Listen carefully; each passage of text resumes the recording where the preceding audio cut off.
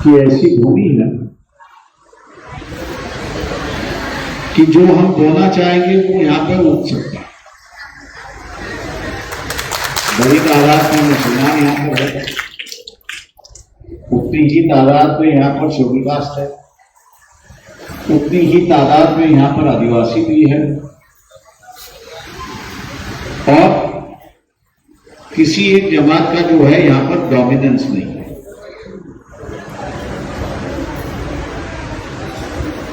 तेलंगाना राज्य बनाने के लिए जो कांग्रेस के वक्त खिचक रही थी, उसकी वजह यह थी कि ये एक पहला राज्य हो सकता है कि जिसमें आदिवासी और शेड्यूल कास्ट की अपनी एक ताकत उभर सकती है। और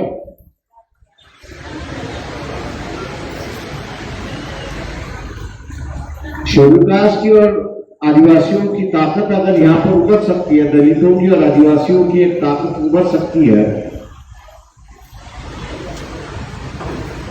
तो देश के राजनीति में काफी बड़ी हलचल हो सकती है।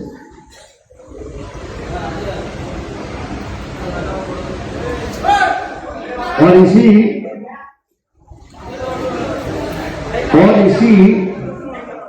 वजह से तेलंगाना राज्य बनने में काफी देर लग गई। आप तेलंगाना राज्य बन गया, मानते हैं हम लोग कि इस पर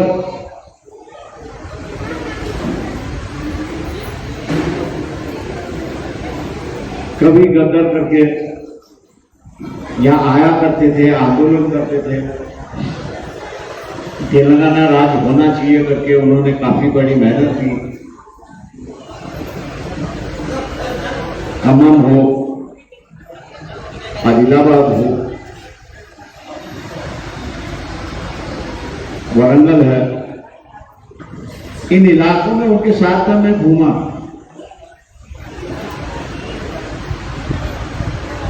मैंने उनसे कहा उस वक्त कि आप जब तक एक राजनीतिक दल नहीं बनाते तब तक राज्य होने के बाद आपको कोई पूछेगा नहीं। और आज यही दिखाई देता है कि उन्होंने अपनी कविता के माध्यम से, अपनी क्रांतिकारी गीतों के माध्यम से लोगों को जगाया, तेलंगाना का एक राज्य बनाया। लेकिन आज उस राज्य में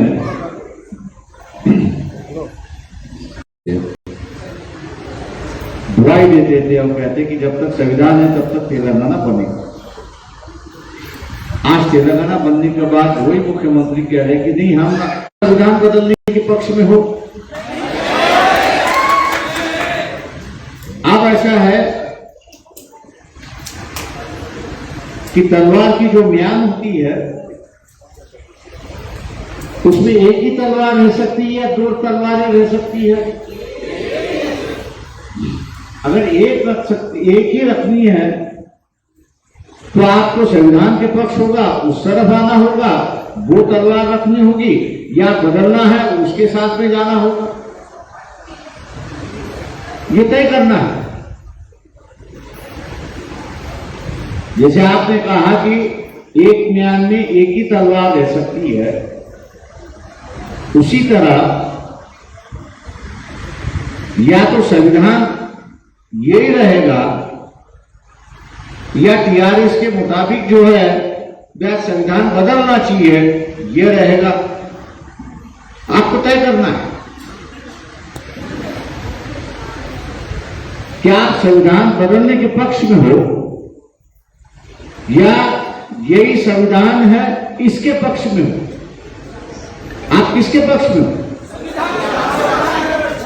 आप संविधान के पक्ष में हो तो आप इस हॉल में बैठ के आपकी आवाज इस दीवारों के बाहर तो नहीं जा रही है। आपकी आवाज जो है, आपकी आवाज जो है, ये जो चार दीवारें हैं, इस चार दीवारों के अंदर ही घूम रही है। बाहर जो खड़ा हुआ है उससे तो आपकी आवाज सुनाई नहीं दे रही। अब जो बाहर खड़ा हुआ है उसको अगर आपकी आवाज सुनाई देनी है तो आपकी जिम्मेदारी क्या है? आपकी जिम्मेदारी यह है कि हम खुले मैदान में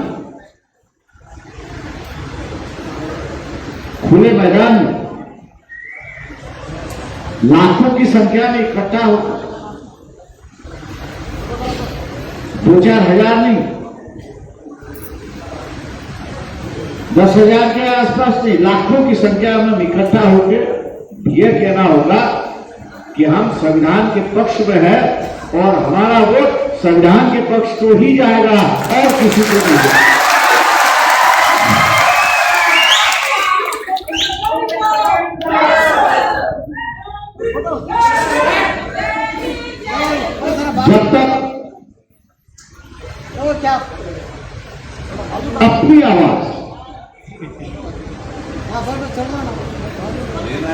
जब तक अपनी आवाज हम लोग दूसरों को नहीं सुनाते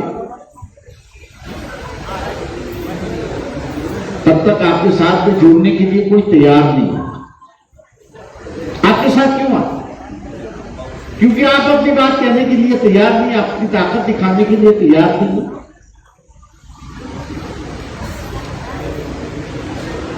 तेलंगाना राज्य चल रहा था, उसकी बातचीत चल रही थी पार्लियामेंट में, तो हमने कई लोगों से पूछा कि क्यों नहीं बना रहे? लोगों का आंदोलन है, लोगों की मांग है, डिमांड है, फिर भी आप नहीं बना रहे। बोले प्रकाश भाई, तेलंगाना राज्य अगर बन गया तो मान लो पिछड़ों का जो है, दलितों का जो है, आदिवासियों का है, ये बोलबाला बनना शुरुआत हो। तो मैंने कहा वो देश के नागरिक नहीं, बोले देश के नागरिक का सवाल नहीं है, इस देश की राजनीति की धुरा जो है, देश की राजनीति का इतिहास जो है वो बदलना शुरुआत होगा और तेलंगाना राज्य जो है ये इस देश की राजनीति का इतिहास बदल। लेकिन मैंने जैसे कहा कि आपको अपनी ताकत दिखानी होगी, खुले मैदान में दिखानी होगी और खुले मैदान में हमको कहना होगा कि हम संविधान के विरोधी जो है उनके पक्ष में नहीं है, लेकिन संविधान के पक्ष में है और संविधान के लिए ही हमारा वोट होगा। मैं उम्मीद करता हूं यहाँ के आयोजकों का, क्योंकि बाबा साहब के स्टैचू के अनावरण का वक्त हो गया, मैं यहीं रुकता हूं और जो आयोजक है, जो जिम्मेदार है, वो अगली मीटिंग, बड़ी सी मीटिंग लगाकर लाखों की भीड़ इकट्ठा करके यही कहेंगे कि हम संविधान के पक्ष में हैं और संविधान के लिए ही वोट देंगे। इन्हीं शब्दों के साथ मैं आपकी विदा लेता हूं। जय हिंद।